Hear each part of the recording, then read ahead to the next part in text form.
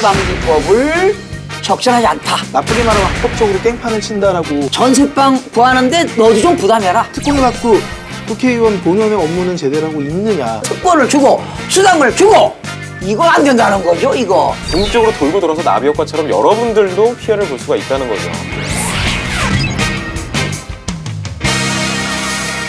법률방송과 아프리카TV가 콜라보레이션으로 이런 썬데이 로라는 프로그램을 새롭게 오픈하게 됐습니다. 이 프로그램에 대해서 간단히 설명을 드리자면요. 뭐 정치, 문화, 사회, 경제 모든 이슈의 주제들을 선정을 해서 어떤 전문가분들 내지는 기자분들, 교수님들하고 같이 그 해당 주제에 대해서 좀 허심탄회한 토론을 하는 어떤 그런 방송입니다. 그리고 물론 당연히 아프리카TV의 그 시청자분들이 올리시는 그런 어떤 채팅창들도 같이 소통을 하면서 진행을 하는 그런 방송입니다. 물론 제가 변호사다 보니 법률 관련된 이슈들이 상당히 아무래도 좀 많이 있을 거고요. 생방송은 화요일 밤 8시부터 진행이 되고요. 그 법률방송에서 하는 것은 일요일 밤 10시에 진행되니까 여러분들 많이 응원해 주시고 시청해 주시면 감사하겠습니다.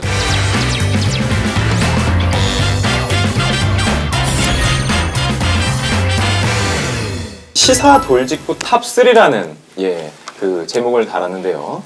그 시사적인 이슈 중에서 탑3를 저희 마음대로 뽑았습니다. 저희 마음대로 뽑았지만 여러분들도 대부분 다 아시는 주제일 건데요. 그것에 대해서 아주 편안하고 직설적으로 얘기를 해보는 그런 코너가 되겠습니다. 가장 핫한 이슈는 필리버스터가 아닌가 싶습니다. 필리버스터라는 거 자체가 변호사인 저도 그렇게 익숙한 개념은 아니에요. 제가 무식하니까 그런 거일 수도 있는데요. 지금 온 국민이 다 알고 있어요. 그 필리버스터. 뭐 남녀노소 할 거 없이 그 단어를 모르시는 분들이 없을 정도로 대단히 중요한 이슈가 되고 있는데요. 오늘 그 주제에 대해서 이 주제뿐만 아니라 계속 몇 가지 주제가 있어요. 이 주제에 대해서 같이 토론을 할 제 왼쪽이죠. 화면에서 보시면 오른쪽에 되실 텐데 김동수 교수님 함께 자리해 주셨습니다. 네, 반갑습니다. 네. 제 오른쪽으로 화면에서 왼쪽입니다. 포커스 뉴스의 주영민 기자님 자리해 주셨습니다. 안녕하세요.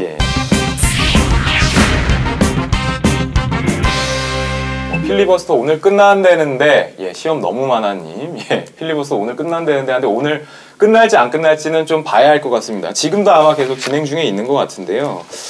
자, 지금 우리 일단 그 주제에 들어가기 전에 우리가 지금 시사 돌직구라는 그 주제로 지금 제목으로 진행을 할 텐데요.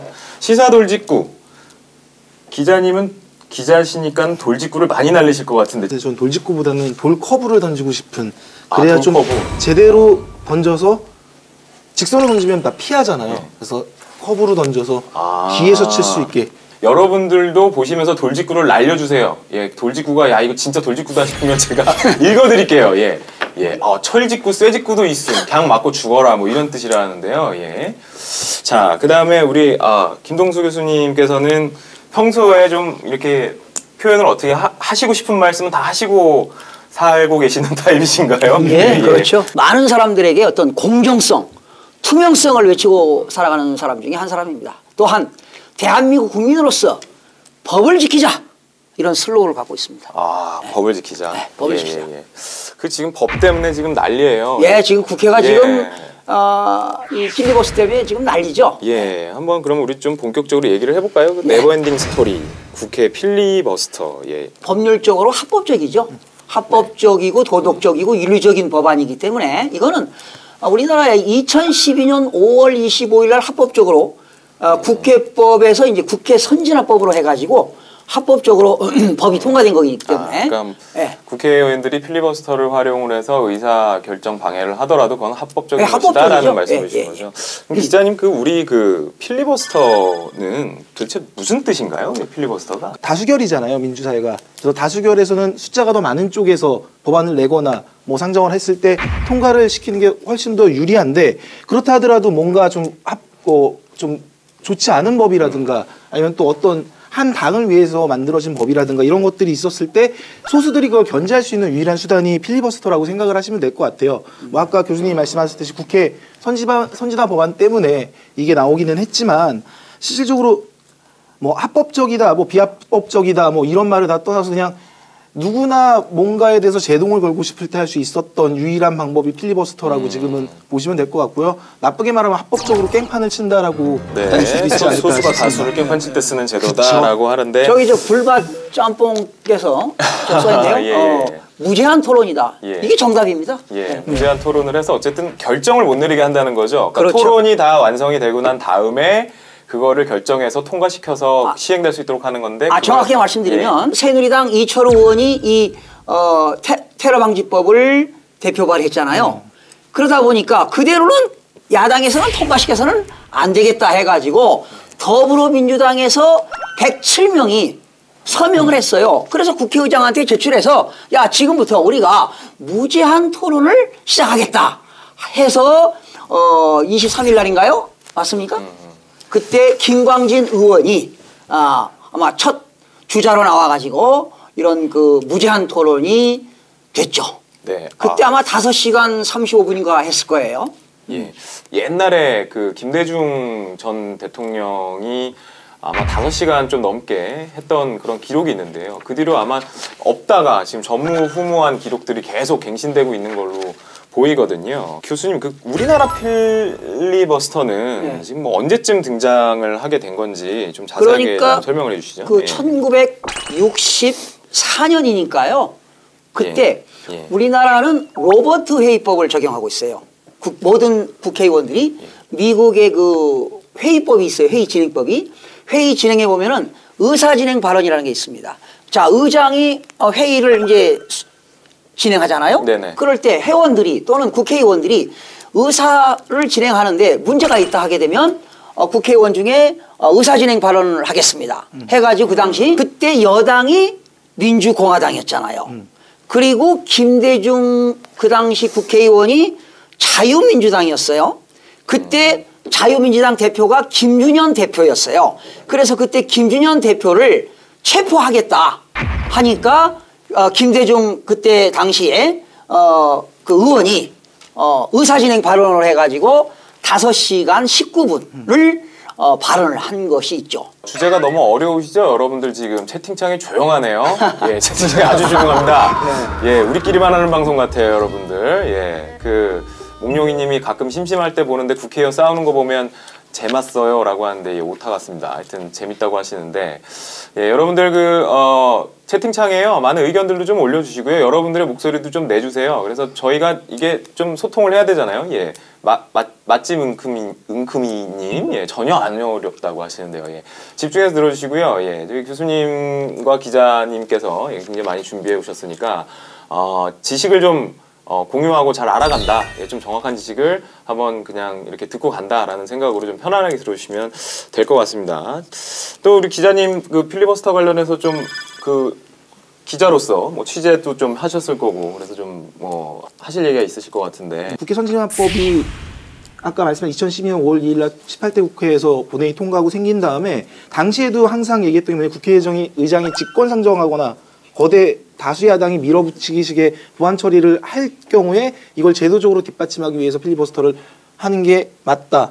그것 때문에 필리버스터가 도입이 다시 된 거거든요. 원래 있었다가 재도입이 된 거죠. 아까 말씀하신 1963년도에 김대중 대통령께서 지금은 대통령이 아니죠. 전 의원께서 예. 그거에 대해서 말씀을 하셨던 그게 그때까지만 해도 이 필리버스터가 있었는데 다시 없어졌다가 이게 다시 생겼다. 그리고 나서 이번에 국회에서 어떤 한 법안 문제 때문에 이게 불거졌다. 이렇게 이해를 하시면 네. 가장 편하게 할 수 있지 않을까. 그 교수님 어떻게 생각하시나요? 이 필리버스터의 긍정적인 면, 부정적인 면이 있을 텐데. 예, 그렇죠. 예. 그런데 얼마 전에 그 중앙일보에서 그 테러 방지법 처리를 위한 야당이 그런 43년 만에 필리버스터를 부활시켰는데 과연 그것이 어떻게 생각하느냐 해서 온라인 투표를 했어요. 그런데 그때 참여한 분들이 12만 명에 육박했더라고요. 그런데 필리버스터를 찬성하는 것이 85%, 적절하다. 부적절한 것이 15%가 나왔어요. 이건 어디까지나 온라인이기 때문에 또 오프라인하고 온라인하고는 차이가 있겠죠. 그런데 저도 아직 감을 잘 못 잡겠어요. 필리버스터가 적절히 활용이 된다면 당연히 긍정적인 효과가 있을 것 같은데 예. 지금 뭐 굉장히 이슈로는 민감한 것 같아요. 그리고 그렇죠. 뭐 정치적으로 봤을 때는 뭐가 옳은지 사실 일반 국민들은 알기가 어려운 예, 이게 따지고 보면은 테러 방지법이라는 것 때문에 지금 이 문제가 시작이 됐거든요. 예. 국민들 입장에서 보면 아니 테러를 방지하자고 만드는 법인데 그쵸? 그러니까 이름만 보면은 대단히 훌륭한 법인 건 맞거든요. 뭐 IS다 뭐다 해서 파리에서도 얼마 전에 그런 폭탄 테러가 일어나고 해서 국민들도 불안할 수가 있는데 그런 걸 방지하고자 하는 유의 법인데 예. 도대체 왜 야당에서는 이렇게 막는 것인지. 제가 시원하게 여러분 답변해 드리겠습니다. 여러분 테러 방지법은요 있어야 됩니다. 대한민국에. 자, OECD 국가들 중에는 테러 방지법이 다 있어요. 우리나라도 이제 빨리 만들어야 되는데 이제 테러 방지에 대한 업무는 누가 하는 거냐? 국정원에서 하는 거거든요. 그러나 더 디테일하게 테러 방지법을 막아야 되는데 그 목적은 뭐냐? 국민의 보호와 공공 안전을 위한 테러 방지법이거든요. 이번 법이. 그런데 왜 야당에서는 테러 방지법을 적절하지 않다. 왜 방해를 하는 거냐? 필리버스터를 하는 거냐? 하는 것은 뭐냐? 여기에 독소 조항이 있다 이런 얘기죠. 그걸 제거해달라는 거예요. 그래서 그럼 물어보니까 뭐냐? 개인정보, 금융정보 같은 거라든가 또는 통신 기록을 열람할 수 있다. 그러니 국민의 어떤 그 사생활을 보호하지 못하는 거 아니냐 뭐 이런 얘기 때문에 하는 건데요. 여당에서는 국정원에서 둬야 된다. 야당에서는 국민안전처에다 둬야 된다 하는데 제 개인 생각인데요. 국정원에 둬야 될 것 같아요. 그렇죠. 그러나 기자님 어떻습니까? 기자님 어떻게 생각하세요? 뭐 일단 뭐 국정원에 둬야 된다, 국민안전처에 둬야 된다, 뭐 이거는 이제 차후의 문제인 것 같고요. 일단 이번에 필리버스터가 발동된 근본적인 이유가 이 테러 방지법 때문이긴 한데, 근데 이번 핵심이 딱 하나요. 테러 관련 정보하고 그거에 수집하고 그거 조사하는 권한을 국정원한테 주는 게 이번 법안의 핵심이거든요. 그러니까 쉽게 얘기해서 법안 구조 1항에 국가정보원장, 그러니까 국정원의 원장 얘기가 나오죠. 그래서 국가정보원장은 테러 위험 인물에 대해 출입국, 금융거래, 뭐 통신이용 등 관련 정보를 수집할 수 있다. 이 조항 때문에 야당 쪽에서 우려를 하는 거죠. 그렇죠. 기본적으로. 네. 그래서 만약에 통과가 된다면 국정원이 테러 위험 인물로 찍게 되는 모든 사람, 일반 시민들도 테러 위험 인물인지 아닌지 우리가 알 수가 없잖아요. 근데 일단은 테러 위험 인물에 대해서 우리가 국정원이 누군가를 하나를 조사하고 싶다면 누구든지 간에 그 인물에 대해서 개인 위치 정보, 그 다음에 뭐 아까 말씀하신 금융 정보, 그 다음에 조사한 문서나 이거에 대한 뭐 연락권이나 진술 요구, 그 다음 테러 위험 인물에 대한 추적까지 가능한데 현실적으로 누가 테러 인물인지 아닌지에 대한 부분이 되어 있지 않은 상황에서 이 법을 통과시키는 건 문제가 있지 않겠냐. 그것 때문에 야당이 반대를 해요. 그래서 이종걸 더불어민주당 원내대표가 애초에 필리버스터를 하려고 했었을 때 테러방지법 반대하면서 했던 말을 들어보면 저희가 알 수가 있거든요. 현재 테러방지법은 국정원법이다. 왜? 테러방지법을 다 반대하는 게 아니고 국가정보원이 지금까지 인권 침해를 했던 그런 사례들에 비춰봤을 때 이렇게 통제가 가능한지 안 한지, 그러니까 통제하는 대상을 우리가 통제할 수 있는지 없는지도 모르는 상황에서 이런 모든 권한을 국정원한테 주면서 테러를 막겠다. 이건 좀 문제가 있는 게 아니냐. 이것 때문에 필리버스터가 시작이 된 거죠. 그 두 분 말씀을 종합을 해보면은 그 독소 조항 있잖아요. 테러 방지법상에 그 독소 조항이 있다는 거에 대해서는 다 공감을 하시는 것 같아요. 그러니까 독소 조항 없이 과연 그 테러 방지를 효과적으로 할 수 있겠느냐. 이 부분도 우리가 좀 생각해 볼 문제이기는 해요. 그러니까 아마도 정부 여당에서는 이것 빼고 저것 빼고 독소 조항이라고 빼버리면 그게 무슨 제대로 된 테러 방지법이냐? 그렇죠. 라고 하는 것이죠. 아니죠. 그러니까 핵심이 그렇죠? 거기에 있는 건데 그래서 지금 야당이 주장하는 부분이 그게 아니거든요. 그러니까 테러 방지법을 하지 말자란 얘기가 아니라 이 권한을 주는 이 국정원한테 그거를 어쨌든 이 국정원안이 너무 모든 국민의 정보를 다 가질 수 있는 권한을 주게 되는 거니까 그럼 이걸 감시할 수 있는 거에 대해서 우리가 논의라도 한번 해봤냐. 그렇죠. 그러니까 테러 방지법을 올리기 전에 이렇게 해서 테러범을 미리연에 차단을 해야 되는데 그러기 위해서 우리가 이러한 개인 정보들을 수집을 해야 된다. 그 권한을 국정원 니네가 갖고 테러 방지를 위한 활동을 해라. 한데 그 이전에 우리가 이 국정원한테 이 모든 권한을 줬었을 때 그럼 이 국정원을 통제할 수 있는 거는 누가 되냐에 대해서 여야가 한번 논의를 해봤냐. 우리가 제대로 토론을 해봤냐. 이 부분에 대해서. 그거 없이 문제는 정의화 의장이 직권상정을 해버리니까.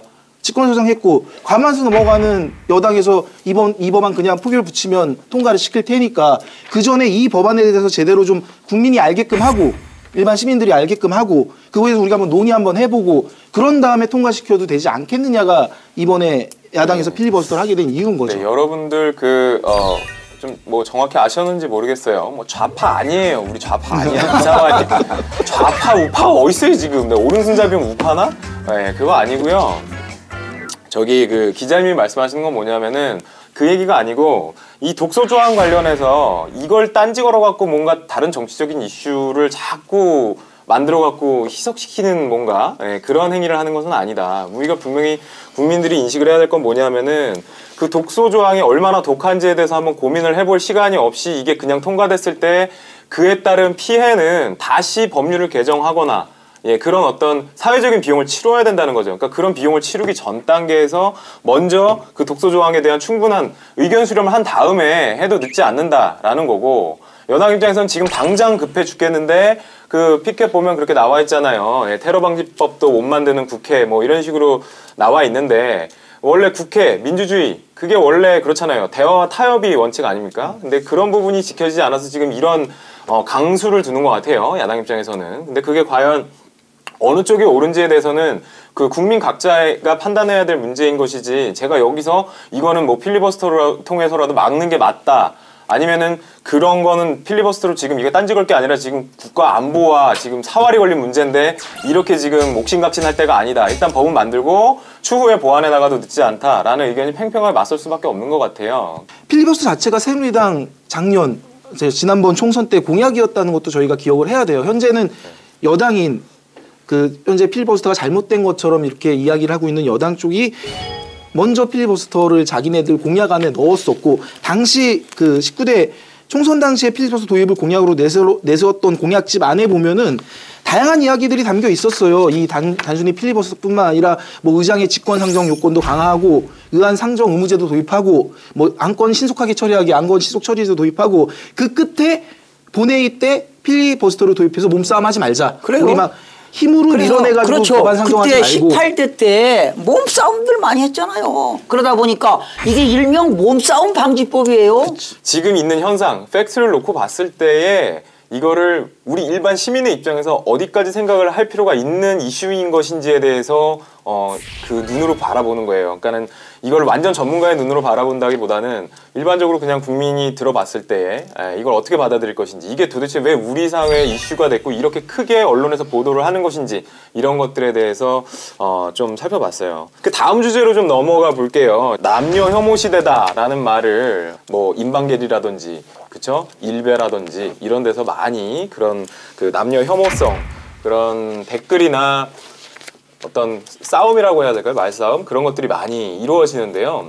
이게 사실 남자가 여자 싫어하고 여자가 남자를 싫어하는 뭐 그런 현상인데요. 또 혹시 남녀 혐오라는 말을 들어보신 적이 있으신가요? 네, 들어본 적 있습니다. 예. 여성가족부인가요? 거기에서 우선 그 성별 영양 분석 평가법을 2011년도에 제정했습니다. 이건 뭐냐면요, 모든 입법기관에서 법을 만들 때 그 법을 만들 때는 그 남녀, 그 평등, 성별을 구별하지 말고 그것을 영향력 있게 평가하는 그런 법인데 참 법 이름도 어려워요. 네. 아, 그렇군요. 기자님, 우리 지금 남녀 혐오다라는 말들이 대단히 많이 나오는데요. 그렇죠. 그게 지금 개념이 뭔가요? 도대체 개념도 그렇고 내용이 뭔가요? 실체가 뭔가요? 도대체 남녀 혐오의 실체가. 1999년도가 그때 군 가산점제 폐지가 되면서 남자들이 왜 우린 군대까지 갔다 왔는데 그런 가산점도 못 받냐, 이거에 대한 그러니까 화나 뭐 이런 것들이 단순히 이 제도의 문제점에 대해 꽂힌 게 아니라 반대의 성인 여성한테 왜 여성 니네들은 뭔데 군대도 안 갔다 왔는데 우리랑 똑같은 대우를 받냐, 이러면서 그때부터 갖은 여성 혐오에 대한 말이 나왔었고, 이게 쭉 오다가 지난해에서 대한민국의 가장 큰 건 메르스였거든요. 그래서 당시에 메르스 갤러리라는 데가 만들어지고 DC 인사이드 만들어지고 그 안에서 갖은 이야기가 올라왔던 것 중에 하나가 이제 그런 거였죠. 당시에 첫 번째 메르스 전파했던 분들이 여성이었고 그 여성 때문에 이렇게 메르스가 커진 게 아니냐. 근데 알고 봤더니 그분들은 아니었어요. 다 네. 다 전부 다 오해였다는 게 오해였던 게 거죠? 밝혀졌는데 예. 그 이후에 반대로 이번에는 여성들 쪽에서 남성들을 공격하기 시작한 거죠. 그러니까 남성들이 여성을 혐오할 때 썼던 그런 모든 말들을 반대로 여성들이 똑같이 붙여서 얘기를 하기 시작한 거죠. 그러니까 네. 김치녀라 그러면 김치남이라고 얘기를 하는 거고, 뭐 된장녀라 그러면 된장남이라고 얘기하고, 또 방송에서 말하기는 좀 어렵겠지만 여러 성과 관련된 부분에 대한 비하 발언들이 똑같이 여성 쪽에서 똑같이 나왔던 거죠. 이들이 말했던 거는 너희들도 한번 느껴봐라. 우리가 맨날 여성으로서 혐오의 대상으로 바라봐 줬는데 반대로 니들이 남성이 그런 대상으로 바라봐줬을 때 스스로 깨닫는 게 있지 않겠냐라는 게 이들의 시작이라고 얘기하지만 결국에는 이게 끝나지 않는 싸움이 돼버리게 된 거죠. 복수가 복수를 낳는 방식으로 계속 지금 끝도 없이 가고 있는데요. 그 채팅창에서 보니까 뭐 여자도 군대를 가라 이런 얘기가 많이 나와요. 그러면 보통 여자분들이 그럼 너도 애를 낳아라 뭐 이런 얘기해서 계속 네버엔딩 스토리가 된다는 거죠. 지금 상황에서. 이런 남녀 혐오가 어떤 황금 만능주의에서 온 거 아니냐. 요즘요. 대학교 졸업하고 직장 다녀가지고 장가가기 어렵지 않나요? 그렇다고 하더라고요. 네. 예. 뭐 장가가려면 전세 얻고 집 살려면 한 2억 3억인데 남자하고 여자하고 밸런스가 안 맞으니까 거기서 혐오감을 느끼는 거예요. 남자는 2억을 전세집을 2억인데 여자친구는 3천이면 간다 이거야. 3천 5천. 그러면 여자친구한테 야 전세방 구하는데 너도 좀 부담해라. 같이 공유하자 말이지. 그러면 야 남자가 의례적으로 다 집 사는 거 아니냐. 이게 이제 그 보수적이고 봉건적인 그런 사상에서 오는 데서 어떤 그런 디바이드 격차가 온 것 아니냐. 사회 현상으로 이제 지금 저희가 볼 수 있었던 이유가 아까 교수님이 설명하셨던 여러 가지 문제도 있긴 하겠지만 대표적인 게 이게 인터넷상에서 이 논란이 아주 크게 불거졌다라는 거죠. 그래서 저희가 맨날 얘기하는 인터넷상에서의 어떤 큰 영향력을 행사할 수 있는 단체면 일간베스트에서 일베가 있는데 일베 쪽이 대표적으로 여성 혐오를 극렬하게 드러냈다면은 이거에 대한 반대 개념으로 메갈리아라는 커뮤니티가 생겼죠. 그러니까 메갈리아는 아까 얘기했듯이 그 중동호흡기, 그러니까 메르스 이후에 생긴 그 커뮤니티인데 아까도 말씀드렸지만 처음 이분들의 시작점은 미러링에 불과했어요. 네. 너희들도 똑같이 겪어봐라. 너희들도 똑같이 그런 말을 듣는다면 어떤 기분이 들겠느냐.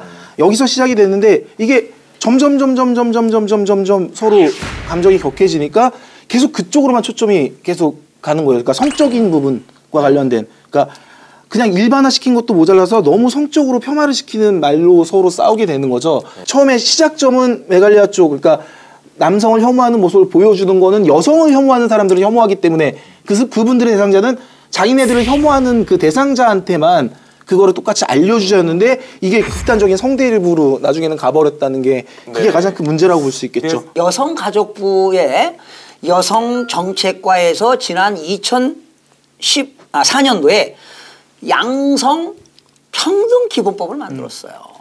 바로 이건 뭐냐? 양성 평등 사회를 만들겠다는 거지요. 네. 그래서 그 목적은 이러한 법을 만들어 가지고 정치, 경제, 사회, 문화 지금 저희들이 다루고 있는 정치, 경제, 사회 모든 분야 영역에서 양성 평등을 실현해야 된다.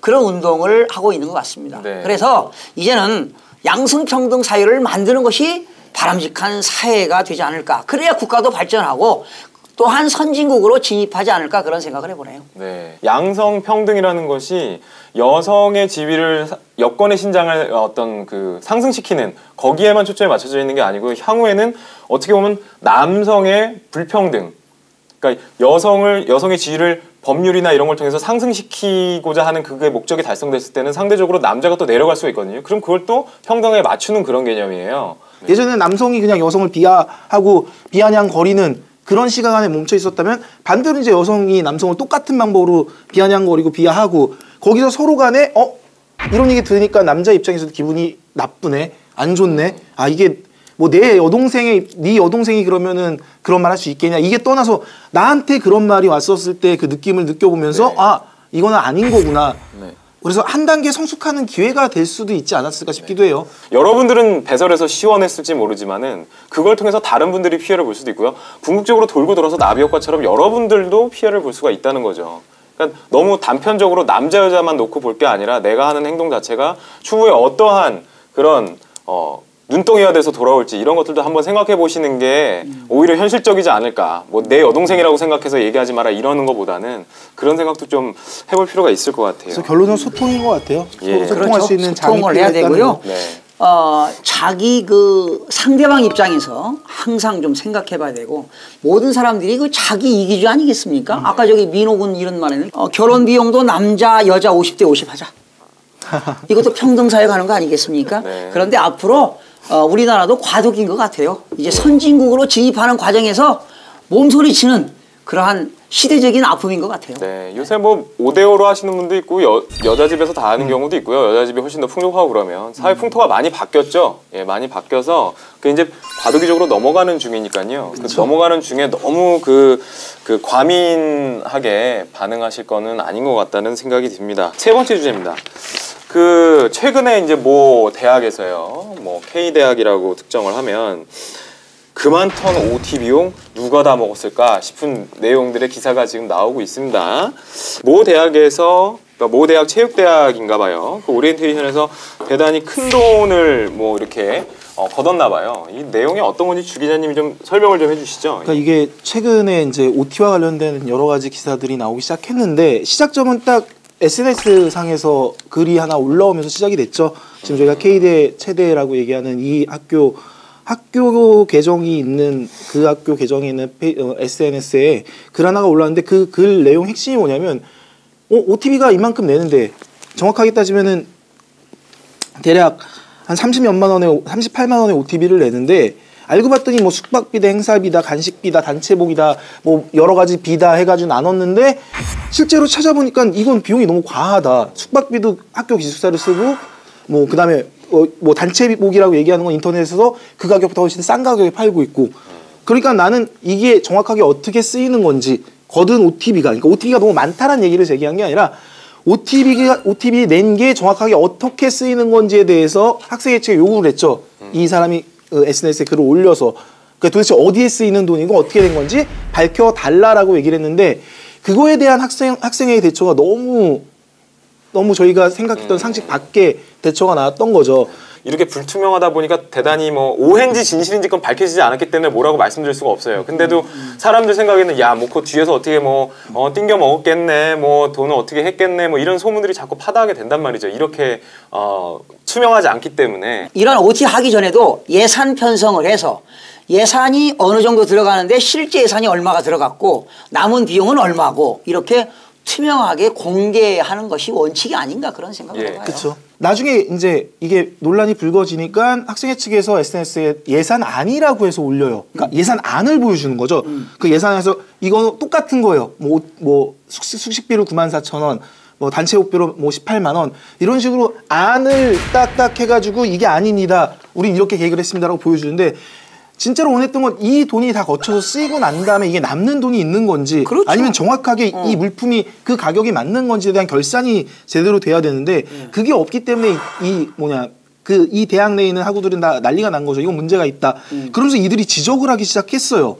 그래서 조금씩 안으로 들어가 보니까 단순히 이 부분 OT뿐만 아니라 이 체대 자체의 문제들, 그러니까 체대의 뭐 좀 상명하복식 군대 문화가 그대로 남아 있고 또 심지어는 이 학교 같은 경우에는 뭐 오리엔테이션이든 여러 가지 그러니까 학생회가 주관하는 행사를 참여를 해야지만 그 행사를 참여해야지만 나중에 뭐 장학금 같은 걸 받을 수 있는 그런 뭐 가산점을 받게 돼 있대요. 그래서 참여를 안 할 경우에는 난 장학금을 내가 아무리 공부를 열심히 해도 장학금을 받지 못하고 그게 안에 쌓여 있으니까 뭔가 부조리하고 이건 아닌 것 같다라는 생각이 들면서도 함부로 이게 잘못됐다, 이건 문제가 있다 이렇게 얘기를 못한 거죠. 예를 들면 이거를 제기한 사람도 이 OT를 가려고 했던 그 학생이 아니라 이미 이제 자기는 곧 이번에 졸업을 할 사람인데 지금 현재 이렇게 올라와 있는데 이거 뭐냐. 예전에 나 때도 걷어갔는데 아니 12만 원 주고 단체복 마친다는데 알고 봤더니 6만 원밖에 안 하더라. 그럼 나머지 돈은 어떻게 된 거냐. 이런 얘기를 자기가 실제로 학교를 다니는 동안은 말을 못했다는 얘기죠. 그 후에 이제 자기가 학교를 떠날 때쯤 되니까 이건 문제가 있다. 근데 알고 봤더니 이 문제는 단순히 이 OT만의 문제가 아니라 이 체대, 우리 학교 요 체대 안에 내가 몸담고 있는 이 학생의 안에 엄청난 비리가 있는 것 같다. 그거를 고발한 게 이 체대 OT 논란의 핵심이라고 볼 수 있겠죠. 학생회가 이득을 보고 있는 건 사실인 거 아닌가요? 이게? 그 아무리 상식으로 생각을 하더라도 그 1박 2일 아니면 2박 3일 가는 그런 오리엔테이션에 38만 원이라는 돈을 걷는다는 거는 거기도 학교에서 하는 거예요. 그렇죠. 학교에서 하는 건데 무슨 어디 먼데 놀러 가거나 좋은 무슨 호텔에서 자고 차라리 그랬으면 야 학생이 왜 그렇게 좋은 데서 사치를 하느냐라고 그냥 욕 한번 먹고 끝날 일이지만 이건 아니잖아요. 누가 보더라도. 잘 들여다보면 대학은 학생회를 견제할 수 있는 학생회가 돈을 걷고 돈을 쓰는 부분에 대해서 제대로 견제할 수 있는 세력이라든가 아니면 일반 회사의 회계 감사라든가 뭐 이런 게 전혀 없다 보니까 모두가 지적하는 게 난 어쨌든 학점 잘 받고 나중에 취업도 해야 되고 나는 어쨌든 이 첫 번째 사회 조직에서 살아남아야 되는데 무소불위의 권력을 갖고 있는 학생 외를 반하게 의심이 가지만 그거에 대해 끝까지 물고 늘어질 수도 없고 그것 때문에 괜히 피해를 받으면 또 문제가 생기고 심지어는 뭐 이런 것들이 문제가 생긴다 하더라도 그 사람이 학교를 그만둔다거나 아니면 어떤 법적인 처벌을 받고 나면 또 시간이 좀 지나고 나면 똑같은 체계 안에서 또 다른 사람이 그런 똑같은 비리를 저지를 수 있다라는 거 이게 반복되고 있다는 게 가장 큰 문제라고 볼 수 있는 거죠. 네, 맞습니다. 학생회에서 상당히 거금을 다른 데다가 내지는 자기네들끼리 뭔가 놀고 먹고 하는데 썼다면 그게 관행이어서 그 정도는 괜찮았었다라는 이유로 썼다면 그건 100% 횡령죄가 성립이 된다는 거죠. 이참에 단호하게 한번 이렇게 해야 돼요. 이제는 투명한 세상이 좀 돼야 될 것 같아요. 그래서 제 개인적인 생각인데 전국에 있는 대학에서 OT 비용도 좀 공개적으로 공개를 해야 되지 않나 생각이 들어갑니다. 그렇죠. 투명한 세상이 돼야 되니까. 그리고 이렇게 몇백 명씩 가는 그런 OT에서는 입찰도 할 수 있잖아요, 사실은. 그렇죠. 인턴 하나 보면 얼마나 그 같은 값이면은 다 싸게 잘할 수가 있는데 지금 이거를 말도 안 되게 이렇게 처리를 해가지고 이런 걸 문제화돼서 한다는 건 정말 말도 안 되는 것 같습니다. 그리고 학교 측에서도 우리 학교 이름값 떨어뜨렸다 또는 이것 때문에 우리 학교에 뭐 명예가 실추됐다. 명예가 실추됐다라고 얘기하기 이전에 그 명예를 지키기 위해서 학교 측이나 또는 학생회 측이 얼마나 노력을 했는지 그 부분 먼저 생각해야 되지 않을까 싶습니다.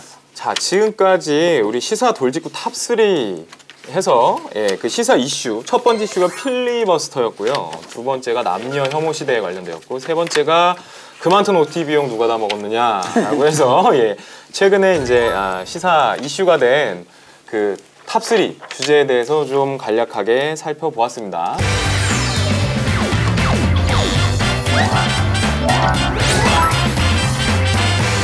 두 번째 코너는 이런 법 저런 법이라는 코너예요. 여러분들이 지금 이런 부분에 대해서 좀 많은 지식을 좀 쌓고 가셔야 되는데요. 이게 이런 방송이 아무 데도 없어요. 이런 방송이. 이런 법 저런 법은 뭐냐 하면요. 지금 국회 본회의에서 발의된 법안이나 계류 중인 법안 또는 통과된 법안 중에서 사회적으로 의미가 있는 법안을 좀 소개해드리고 그 법의 문제점이나 아니면 이게 어떤 잘된 법인지 그런 쟁점들을 보시다 보면 여러분들 스스로도 법률에 대한 어떤 시각이 좀 생기고 굉장히 좀 논리적이고 합리적으로 바뀔 수 있다는 그런 어떤 이점이 있는 첫 시간인데요. 이런 법 저런 법 첫 시간인데 어떤 법을 소개해 주실 예정이신가요? 국회의원 특혜에 관련된 내용들을 가지고 한번 토론하는 시간을 한번 갖도록 해보겠습니다. 그 국회의원 특권이 도대체 뭔데 그걸 자꾸 내려놔라 뭐 이러는 것이냐. 국회의원 특권은요, 헌법상 일단 뭐 불체포 특권이다, 뭐 면책 특권이다, 뭐 이런 것들이 규정이 돼 있어요. 근데 법률에 따라서, 법률이나 뭐 시행령 이런 거에 따라서 국회의원들이 지금 가지고 있는 권한들이라든지 뭐 권리 내지는 특혜 이런 것들이 뭐가 있냐면요, 굵직굵직한 것들만 좀 여러분들이 이해를 돕기 위해서 설명을 드리는 거예요. 현직 국회의원이 되면요, 일단 연봉이 1억 4천만 원이 넘어요. 연봉이 1억 4천만 원이 넘고요. 자기만 받으면 모르는데 보좌진이 있어요. 그 업무를 봐주기 위한 보좌진이 보좌 직원으로 채용할 수 있는 게 7명이고 인턴으로 2명. 그죠? 그래서 전체 보좌진, 보좌 직원하고 인턴 해갖고 약 3억 9천만 원 이상, 3억 9천만 원 이상의 그런 어떤 그 연봉을 지원한다는 거죠. 그리고 뭐 차량 유지비, 뭐 여러 가지 정책 자료 발간비, 뭐 가족 수당, 그리고 의원 회관 사무실 뭐 40평대를 이용을 하고요. 그리고 이런 것도 있네요. 국회 한의원, 양의원, 체력단련실, 목욕탕 등을 무료로 이용하고요. 65세 이상이 된 전직 의원이죠. 그러니까 현직도 아니고 전직 의원은요, 65세 이상이 되면 매달 120만 원의 연금을 수령을 합니다. 그래서 이런 특혜를 지금 시대에 계속 인정을 하는 게 맞는 것이냐, 일반 국민의 시각에서 얘기를 해보겠다는 거예요. 예? 무슨 100분 토론에서 뭐 각 양당 뭐 이런 뭐 여당 야당 나눠가지고 뭐 이거를 개혁을 해야 되네 말아야 되네 하면은 뭐 국회가 너무 특혜가 많아서 뭐 저희가 내려놔야죠. 저희가 내려놓는다는 건 동의를 하지만 이런 부분에 대해서는 꼭 필요하니까 아직은 시기상조입니다. 이런 얘기를 하겠다는 게 아니라 국회의원이 아닌 우리가 이게 열받지 않아요? 전 이거 보고 되게 열받았는데 이게 연간 1억 얼마씩 그분들 물론 필요하겠죠. 본인들은 필요하다고 할 거예요. 근데 다른 나라 국회의원들 이렇게 받느냐? 뭐 받는 나라도 있겠죠? 항상 받는 나라 기준으로 비교를 해갖고 우리나라 많지 않다고 얘기할 테니까. 근데 다른 나라랑 비교할 문제는 아니죠. 그쵸? 다른 나라랑 비교할 거면은 훨씬 더 돈 적게 쓰면서 잘하고 있는 나라랑 비교를 해야 될 거 아니에요. 그죠? 더 많이 쓰면서 우리나라처럼 하는 나라 랑 비교할 게 아니라. 그러나 이제 국회의원들 특권이 헌법에는 있어요. 우리나라 법 중에 최고의 법이 헌법인데 아까 변호사님이 말씀하신 대로 뭐 불체포 특권 바로 여러분들 다 아시겠습니다만은 국회의원이 현행법이 아닌 이상 체포를 하려면 국회 동의를 얻어야 된다는 거죠. 그래서 국회의원이 부조리를 하게 되면 판사가 수시는 대통령 참조 법무부 장관 해가지고 국회의장한테 공문을 보내서 국회의장이 회의를 해서 체포 동의안을 내는 거죠. 이제 그래서 이제 체포가 되는 건데 그런 불체포 특권도 있고요. 면책 특권이 많아요. 이게 중요한 거죠. 여러분 국회 가면은요. 정론관이 있어요. 거기 가면 그냥 국회의원 여당과 야당이 매일같이 그냥 싸웁니다. 그게 바로 뭐냐. 국회 안에서 행한 언행에 대해서는 밖에서는 책임을 안 진다는 거죠. 그러한 특별한 면책 특권이 있다 보니까 엄청난 파워가 있는 거죠. 언행에 대한 파워도 있는 거예요. 그 다음에 국정감사권이 있죠. 또 국회의원들은 예산을 편성하는 그런 게 있죠. 또 뭐 탄핵소추권도 있어요. 대통령이라든가 중앙행정기관들이 헌법과 법률을 위배되게 되면 탄핵을 할 수 있는 그런 소추권도 있고요. 참 많은데 서민들은 살기 어려워서 정말 힘들어요. 하루 벌어 하루 먹고 지금 직장을 가고 싶어도 젊은 세대들이 직장이 없는 이런 시대에 우리 국회의원님들이 정말 서민들을 위해서 권력은 국민으로부터 나온다고 했는데 이런 국회의원들 특권들 좀 내려놓을 수 있는 거 없을까요? 헌법에 명시된 거 말고 국회의원들 수당 입법활동을 많이 하시는 분들은 수당을 많이 주고 제가 작년에 조사해봤습니다. 2015년도에요. 작년만 조사해봤는데 작년 지나간 1년 동안에 어느 의원은 40개 이상을 대표 발의했고 어느 의원은 한 건도 대표 발의를 안 했는데 똑같이 수당이 나간다는 것은 이건 형평성에 어긋난다고 저는 감히 생각합니다. 그래서 이런 것들도 이 법률은 뭐냐. 지난번 최재성 의원께서 이런 법안을 제출했습니다. 국회의원 수당에 관한 법률을 제출했는데 입법활동 안 하는 사람은 수당 줘서는 안 된다.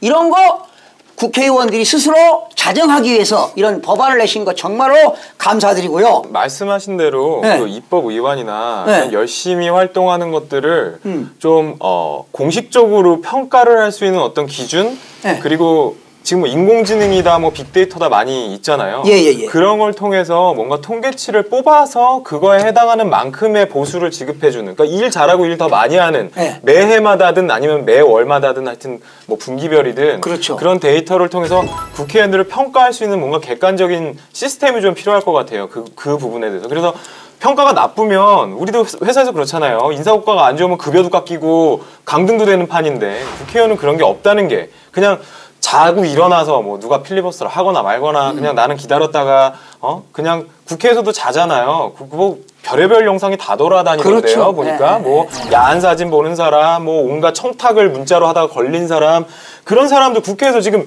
입법 활동하고 앞에서 누가 발표하는데 자기 관련 없다고 그냥 뭐 속된 말로 정말 뭐 나몰라라 하는 그런 걸로 해서는 안 된다고 생각을 하고요.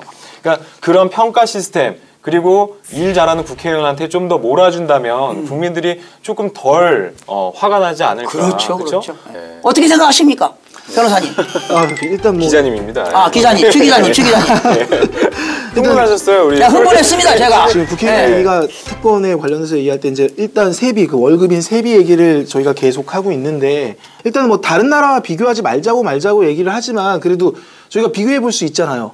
대략 비교해 봤을 때 저희가 GDP 대비 국회의원의 세비를 따져본 자료가 있어요. 그걸 살펴보니까 우리나라 같은 경우에는 1인당 연간 GDP의 5.2배가 국회의원 월급으로 나가고 있어요.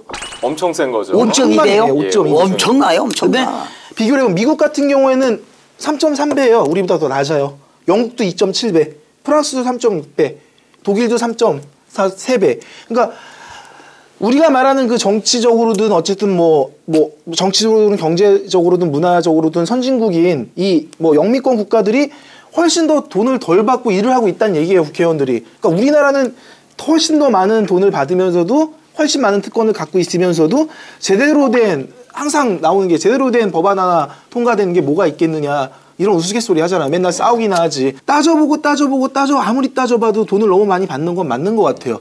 그러니까 우스갯소리로 돈 안 받고 일하라 그러면 국회의원 할 수 있겠느냐. 이런 특권 없이 니네 국회의원 하라 그러면 할 수 있겠느냐. 아무도 안 하려고 하겠죠. 이런 세비에 관련해서 인상하는 법안을 통과시킬 때는 일사천리라는 뉴스가 나온 적이 몇 번 있어요. 그러니까 여러분도 아마 기억할지 모르겠어요. 그러니까 자기네들 특권이 뭔가 좋아지는 그 법안에 대해서는 여야 할 것 없이 일사천리로 통과가 돼요. 거의 전원 찬성으로. 그죠? 만약에 이거를 국회 선진화법이나 뭐다 어떤 타이틀을 달아서 국회의원 특권 내려놓기에 관련된 법안을 누가 뭐 직권상정하거나 뭔가 입법 발의하려면요, 그때 필리버스터가 한번 다시 터질 거다, 제 생각에는. 200명 이상의 국회의원들이 모여가지고 그거 통과 못 시키게 할 텐데, 뭐 절대다수가 당연히 필리버스터 할 리가 없죠. 당연히 절대다수가 반대할 텐데요, 그죠? 그러니까 이런 부분에 대해서는 우리가 좀 문제가 있다. 그러니까 국회의원들이 너무나 많은 권한을 갖고 있는데 과거에는 물론 이런 권한들이 필요했을지 모르겠습니다.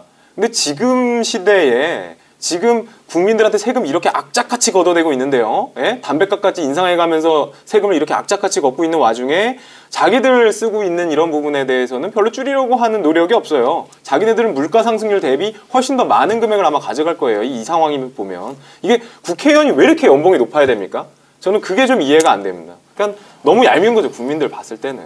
그죠? 그러니까 이런 부분에 대해서는 국민들이 공부는 하셔야 돼요. 우리가 지금 이런 걸 통해서 지식을 전달받고 행동하지 않으면 국회의원이라는 그런 지위에서 오는 것이 당연한 게 아닌데, 그쵸? 주권 국민에게 있는 거잖아요. 우리를 대표해서 뭔가 일을 하는 사람들인데, 그렇기 때문에 우리가 급여를 주는 거예요. 우리가 고용주란 말이에요. 고용주. 근데 우리는 그거를 인상시키라고 얘기한 적이 없어요. 그 되게 웃기는 거죠. 그러니까 사장님이 계시고 직원이 있는데 직원이 대리 행위를 하고 있어요. 대리 행위를. 근데 지 급여를, 사장님을 대리해서 지 급여를 올리는 거예요. 이게. 그게 가능해요? 그게 일반 회사에선 당연히 가능하지 않다고 생각을 하는데 왜 국회의원은 그게 가능하다고 생각을 하는 건지. 이 특권을 갖고 국회의원 본연의 업무는 제대로 하고 있느냐. 아주 잘하고 있어도 욕먹을 일인데 문제는 그러지도 못하고 있다는 게 문제인 거죠. 정말 이해가 안 되는 것들이, 저도 이번에 이걸 보면서 느낀 게, 아니 골프장 이용하는데 사실상 회원 대우를 해준다고 국회의원은, 아니 국회의원은 뭐 전부 다 골프를 무조건 쳐야 되는 건 아니잖아요. 그죠? 그렇죠. 국회의원 중에는 골프를 아예 못 치는 사람도 있을 거고 골프에 아예 관심도 없는 사람이 있을지도 모르는데, 이런 것만 봐도 이런 특권이 말 그대로 특권인 거죠. 지금 갖고 있는 이 모든 특권이 그 오랜 기간 국회의원 오면서 자기네가 스스로 특권을 하나씩 늘렸는데, 그때마다 외연적으로 봤을 때 내가 국회의원이니까 이런 거 정도는 해야 되는 거 아니야? 이런 것들로 채워져 있다는 거, 이게 더 한심하고 답답하다는 얘기인 거죠. 일반 시민들이 봤을 때는. 아마 그런 분들도 있을 수 있어요. 야, 그렇게 싸잡아서 욕할 건 아니다. 왜냐면 국회의원분들 중에 훌륭한 분들이 있거든요. 훌륭하게 있죠? 입법 활동하시면서 굉장히 가난하지만 정말 열심히 그 세비를 한 푼이라도 아껴 하시면서 쓰시는 분들이 있단 말이에요.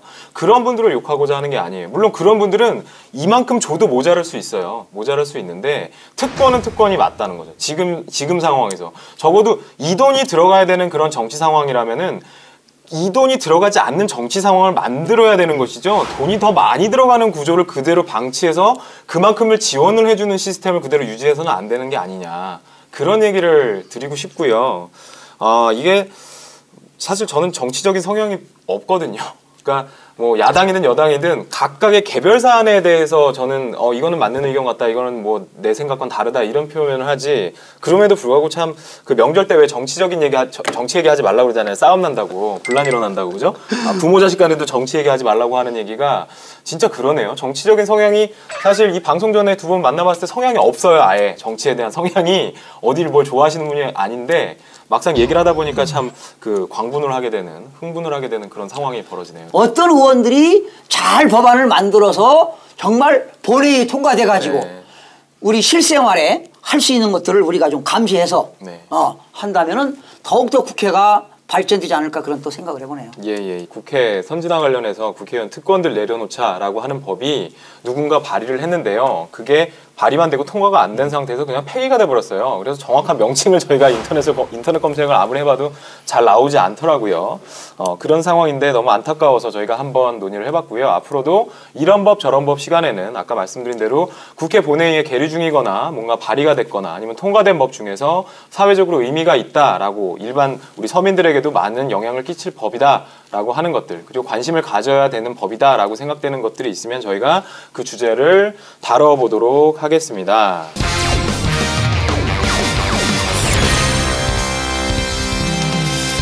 마지막 순서는 이제 법조 라운지라고 해서요. 그 국내에 어떤 주목할 만한 사회 현장들을 가보는 법조 라운지 시간입니다. 그래서 뭐 이것저것 현장이 있는데요. 이번 주에는 보니까 지난 2월 24일이에요. 지난 2월 24일 날 통일부 북한 이탈 주민 정착 지원 사무소, 예, 이거 우리가 줄여서 하나원이라고 하죠. 하나원에서 북한 이탈 주민 정착 지원 전시관과 농업, 농촌 홍보관을 개관을 했다는 소식이 들어와 있습니다. 여기에 홍영표 통일부 장관, 그리고 이동필 농림축산식품부 장관의 참석 아래 진행된 이번 행사는 그 북한 이탈 주민 정착 지원에 관한 관심을 높이고요. 북한 이탈 주민에 대한 인식 개선에도 기여할 수 있을 것으로 보고 있다고 합니다. 여러분들과 관련은 없지만 또 사회 다른 부분에 있어서도 어떤 관심과 배려와 그런 정책이 필요하니까요. 여러분들도 이런 내용들도 뭐 통일부에서 하나원에다 뭘 만들거나 말거나 나랑 무슨 상관이야. 뭐 통일되려면 아직 멀었고 난 통일되면 더 싫어. 이런 분들도 있겠지만은 우리가 같이 더불어 살아간다라는 그런 대승적인 차원에서 여러분들 이런 이슈에 대해서도 조금 관심을 가져주시면 될 것 같습니다. 준비한 내용이 여기까지입니다. 지금 오늘 첫 방송이었는데요. 교수님 뭐 소감 한 말씀 해주시죠. 어떻게 첫 방송인데 앞으로 계속 하실 수 있으실 건지. 늘 방송하면서도 새롭게 느끼는 게 참 방송은 어려운 곳이다. 이런 걸 느끼는데 오늘 정말 변호사님 정말 수고 많으셨습니다. 아유, 별말씀이에요. 어떻게 기자님은 어떠셨나요? 일단 뭐 다음 주에는 좀 더 알찬 소식이랑 또 더 좋은 얘기로 뭐 만나 뵀으면 좋겠다는 생각이 들고, 뭐 일생의 첫 방송 뭐 나쁘지 않게 마무리를 한 것 같아서 기분이 좋은 것 같습니다. 여러분들 오늘 그 썬데이로 우리 법률 시사 토크쇼거든요. 이게 매주 화요일 8시 그 생방송이니까 꼭 많이 시청해 주시고요. 그 다음에 일요일 10시에 마법텔이라고 아까 어떤 분들이 그 말씀하셨는데 마법텔, 마이 법률 텔레비전 해가지고 마법텔이다. 굉장히 이름 좋은데요, 느낌? 좀 따라쟁이 하는 게 있긴 하지만 그래도 좋은 것 같습니다. 마법텔. 법률방송 홈페이지에서요, 여러분들의 어떤 제보, 이슈, 주제 이런 것들에 대해서 좀 다루어 봤으면 좋겠다라고 하는 것들을 그냥 허심탄회하게 올려주시면 그 중에서 채택을 해서 방송을 할 예정에 있다고 합니다. 아무래도 뭐 작가분도 계시고 PD님도 계시지만 그분들이 직접 선택하는 것도 의미가 있지만 여러분들이 방송에 참여한다는 의미에서 그게 훨씬 더 뭔가 소통하는 데 있어서 더 가깝게 느낄 수 있거든요. 그러니까 여러분들이 한번 주제들을 올려주시면 저희들이 보고 그 내용들에 대해서 같이 방송 프로그램을 만들어서 한번 속 시원하게 풀어드리고 그렇게 하도록 하겠습니다. 이 방송이 다소 듣기에 껄끄러우셨다면 사과를 드리고요. 어떠한 나쁜 의도에서 드리는 말씀은 아니고요. 그냥 저희의 시각에서 그런 걸 조금 더 쉽고 재밌게 일반인의 시각으로 풀어보려고 하다 보니 벌어진 일이니까 그런 부분에 대해서 좀 너그러 양해해 주시면 감사하겠습니다. 그러면 저희들은 다음 주 화요일 날, 그리고 법률방송 시청자분들은 다음 주 또 일요일 날 그렇게 찾아뵙도록 하겠습니다. 오늘 두 분 너무 고생하셨고 즐거운 시간이었습니다. 다음에 또 한번 좀 좋은 방송으로 찾아뵙도록 하겠습니다. 수고하셨습니다. 감사합니다. 감사합니다.